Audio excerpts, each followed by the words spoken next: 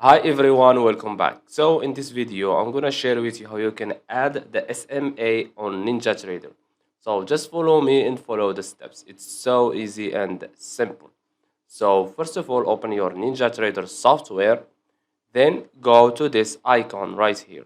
You will see indicators. Click on it, and as you can see here, we have the indicators. On available, scroll down until you see SMA. Okay, so scroll down until you see SMA, this one. Click on it 2 times.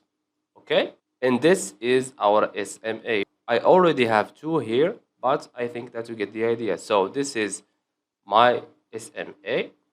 You can change the period, so let's say the 200, for example, and you can change also the color your SMA if you want. So let's say black, and you can change also the thickness of the line, this line. Okay, so let's say 3, for example.